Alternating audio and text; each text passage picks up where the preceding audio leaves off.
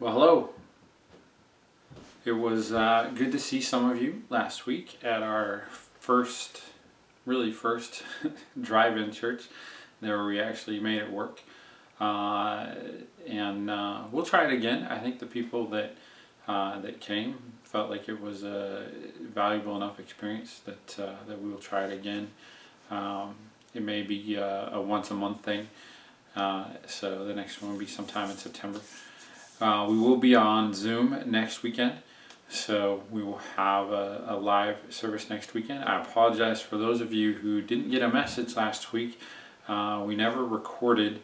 The camera was there and I just forgot to hit record, and I had intended to get something else recorded, but here we are and another week went by. I feel like sometimes these weeks can drag on and other times they just go really fast. So, but here we are again.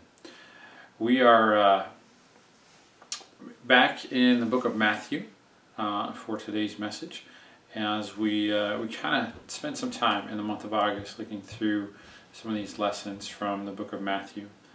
We're still in the 14th chapter. This passage picks up directly where last week's passage left off. So for those of you who didn't see it, last week's message was focused on at Matthew 14, and it was the feeding of the 5,000, really 10 or 15,000 with women and children.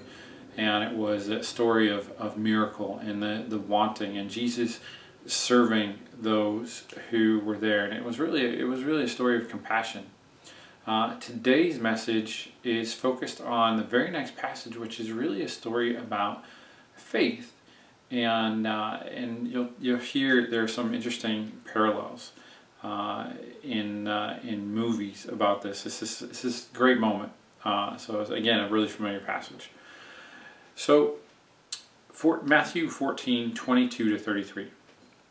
Right then, Jesus made the disciples get into the boat and go ahead to the other side of the lake. Now, the right then is right after they've collected all of the excess food that was left over from the feeding of the people.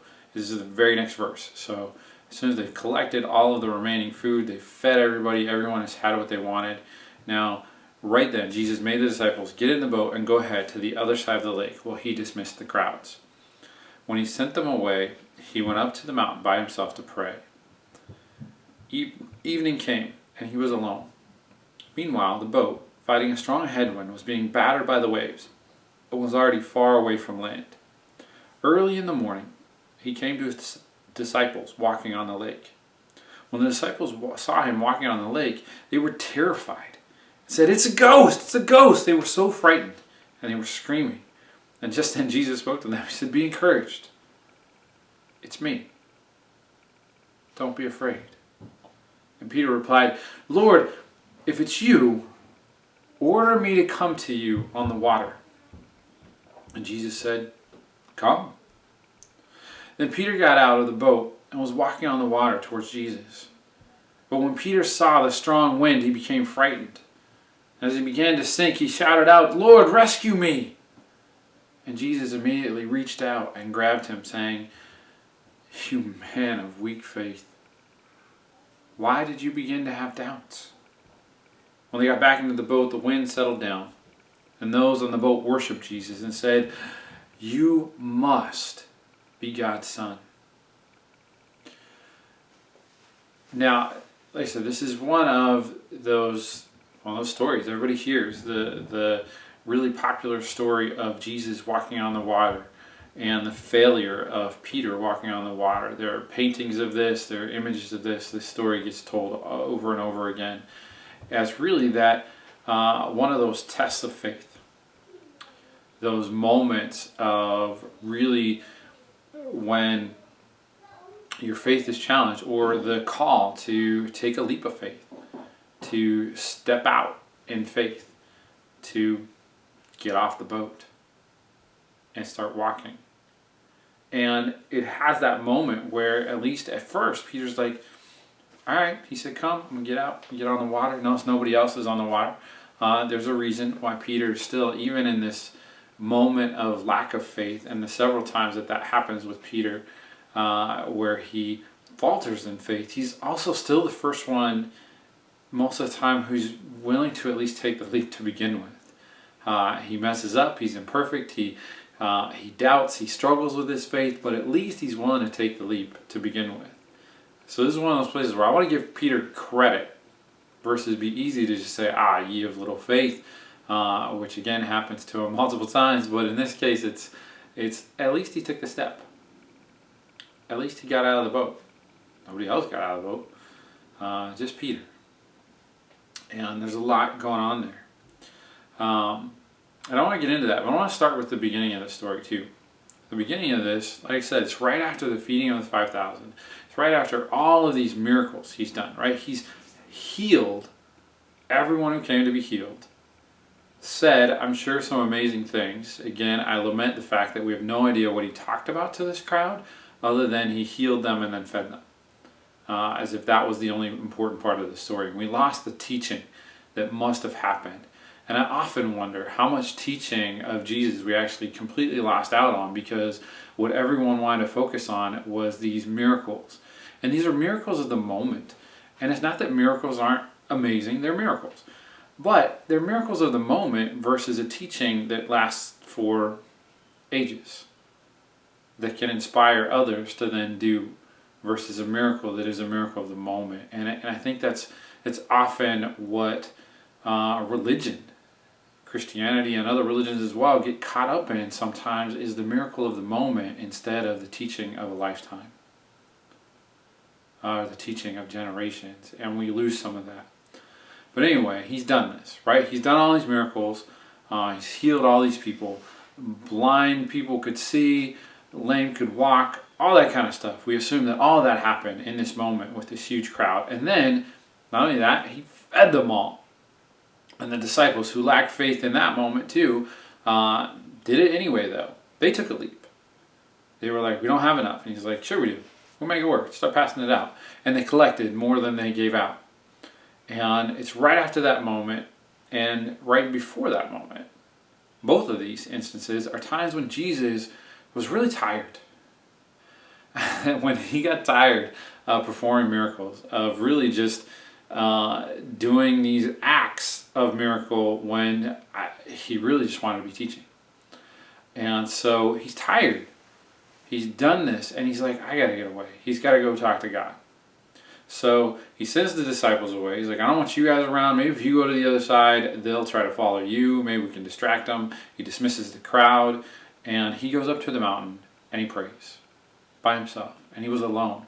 And there are very few instances where Jesus is alone. And here's one of those times. And he prays. And we don't know what he prayed because he was alone. But he got a chance to just go talk to God alone. And I think that must have been beautiful for him. And then he gets up early in the morning. He's on the mountain all night praying. And he gets up early the next morning and he just starts walking on the water out to the boat. And there's a bit of a storm coming and maybe they couldn't recognize him fully, but the disciples just start freaking out. And I'm like, whoa, what is this? There's someone walking on the water. Right? If you've never seen that, I guess, stands out. But he's walking out on the water, and they're freaking out. They're screaming. They think it's a ghost, and he's like, no, it's just me. It's just me. You guys know me. You shouldn't be that surprised at this point that I can just walk out here. And they're like, well, prove it. Which is like this common phrase. It had just happened in the story right before this, where the entire crowd, having seen him heal people, having seen him do these other miracles, ask for more. Prove it. It's constant, this proving, and the proving has to be another miracle or whatever. In this case, it's like, well, prove that you're not a ghost by making me walk on the water too. That's Peter. And Jesus' point in it is like, it's not me. It's not me who has the power to allow you to walk on water. You'll notice Peter wants him to command him to walk on the water in a sense of you should be able to make me walk on the water too. But Jesus doesn't really do that. There's a subtlety here where instead of really commanding, he simply says, come. Just like, I don't know what you're talking about. Just come on the water. Just come. You can do it too. If I can do it, you can do it. Which was Jesus' message all the time. He was constantly trying to reinforce that with his disciples is, anything I can do, you can do better. Right? Y'all know the song, right? Anything you can do, I can do better. Except in his case, it was anything I can do, you can do better. Right? Flip the song. And it was anything I can do, you can do. And you can do better. He said it over and over again. He used those exact words. Whatever I have done, you will do even more than I have done. And here's one of those moments. He's like, I'm walking on the water. You can too. Just come. Just get out of the boat. And Peter does it. He gets out and he starts walking on that water. And he's like, all right. And then he sees the wind. And he's like, there's kind of a storm. And I'm kind of scared. But I'm walking on the water. And then he's like, oh, what is it like, storm? And then he starts to sink. He doubts. And doubt is not the opposite of faith. Let me be clear about this. Doubt is actually healthy. I think if you don't have some doubt, then you don't have any faith. That just means you know. That's not about faith. Faith is about believing in anything you're not quite sure about. So this is more of, he let fear take over. He doubted himself, but he doubted God. He had a moment of losing faith. And it recovers and Jesus is able to just pull him up. But it actually shows how sometimes what we need, it wasn't so much that Jesus pulled him up and made him walk on water. It still wasn't Jesus' power making him walk on water. What it was a friend lending a hand to give him back his confidence again. That when he had Jesus extend the hand to him, he could trust, and it was like a realization that he wasn't by himself. And he believed again. And sometimes that's what it takes, is that reaching out of a hand to a friend, to a loved one, to a person you don't even know, but an offering of support that really isn't about, here, take some of my faith. It's you're not alone. Just reach out, you can do this. It's the encouragement of the extended hand. I guess that's what I've always seen it as. And I think that moment happens, as I said, this is one of those movie moments that I actually really like. There's a moment, the first thing that came to me, every time I read this passage, I think of Indiana Jones. And Indiana Jones and the Last Crusade, and there's the test. Anyone who hasn't seen it should watch that movie. It's got an interesting take on faith. And in the story, as they're approaching the place where supposedly the Holy Grail is going to be found, they come through and there's all these traps, right? And the first is about penitence, and the penitent man may pass, and the penitent man kneels before God. You have to kneel to get through the trap. And then it's about the name of God, and you have to be able to spell the name of God. And then he comes to this chasm. And it says, only with the leap from the lion's mouth. Only with a leap from the lion's mouth. And you have to take a leap of faith. A literal leap of faith. Because it looks like there's nothing there other than a chasm. And you have to believe enough that there's something there to simply step out. And I picture Harrison Ford in this moment. It's like Peter getting out of the boat, and he sticks his foot up really high, and he just kind of falls right onto it.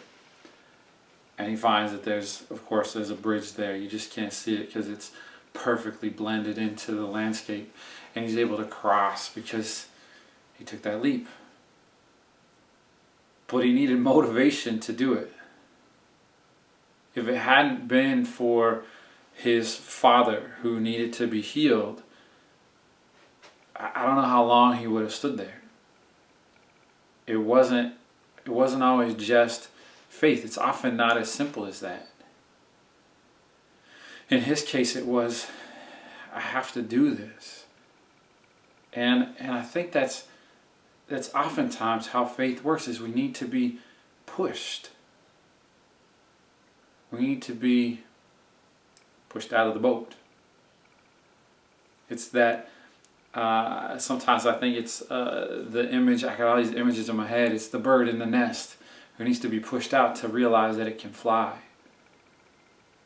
It's that moment of being pushed towards our faith, towards something that we can already do.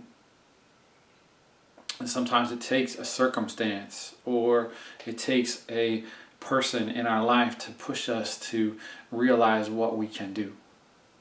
What was already there, what was already in us. Now the same story takes place, I don't know how many of you have seen the movie Onward. It's the same situation. It's another bridge. And only this time there's not even a bridge. It actually is about believing in yourself. It's about magic. And that magic works only if you believe in yourself. That you can do this magic, right? And there's not a far leap to say the miracle. The miracles work when you believe in your ability to do them, or when you believe in the miracle itself. It becomes real. And in this case, it's about the magic that he has, and his brother believes in him. And he starts out, and then he can't do it. He doesn't believe in himself. And his brother gives him the confidence to take that leap and walk. And without his brother, really on the entire trip, the whole trip is about the way the brothers bring it out in each other. The confidence that each has in the other, the belief or lack thereof, becomes the detriment or the benefit. And sometimes that's where it comes from. It's the belief that others have in us, or the perception that others don't believe in us, can do just as much to make us feel like we can't do something. You know, that if Jesus had told Peter, you can't do this, then Peter would never believe he could. Even if he had the same ability as Jesus, which Jesus told him all over the place that he did and reminded him of a bunch of other times, he never would have done it. It was one of those moments where Jesus had the opportunity to completely destroy his faith too, by saying, you can't do this. Because sometimes that's all it takes. Is the voice of another saying you can't, becomes the reason we never do or never try. And it's that power of other in our life, that I think that we have the voice of God constantly telling us we can, constantly inside us, trying to tell us we can, trying to remind us of all the gifts that we have, all the ability that we have, and we question it all the time. And it's so easy to erode even the faith we have in ourselves. But I think it's just as easy to lend it to another. To be able to call out and say, get out of the boat. Get out of the boat. You can do this too. Have a little faith in yourself. In yourself. That was what it always was. I don't think Jesus is saying, you have little faith in God. He's saying, why don't you believe in yourself? Believe in you. Get out of the boat. Take a step into the chasm. Have some faith. So I hope this is that story for me that always reminds me that in the midst of my fear and the things that I'm afraid of, the times that I have doubts, are exactly the times that are there, that are designed to remind me to believe in myself a little more. They're also a reminder that, hey, just as I have doubts, other people do too. And maybe I need to be the one calling them out of the boat. Maybe I need to be the one to say, hey, you can do it. Just like I need that sometimes. To have that supporter. Because that was what Jesus really came to do for his disciples. I think that's part of why he chose such a misfit group. Such a group that struggled with so many different things, was that he could be that person to say, hey, you guys struggle, but I believe in you. Because that's what we all need. We need others to believe in us sometimes to help us believe in ourselves. But we also just need to find that faith. Faith in ourselves. Because really, believing in ourselves for a person of faith is belief in God. It's trusting in God that God has already given me whatever I need. And therefore I must believe in me. So my prayer this week is that we will believe in ourselves.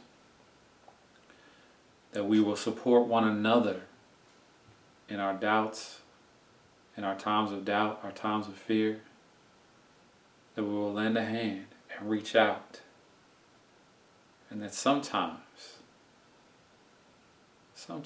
we'll be the one to say, hey, get out of the boat. It's time to go. And other times we'll be that one in the boat who's the first one to say, hey, I'm coming. To jump out and jump in. And not worry about whether we sink. But rather believe in what can be done when we trust in ourselves. Amen.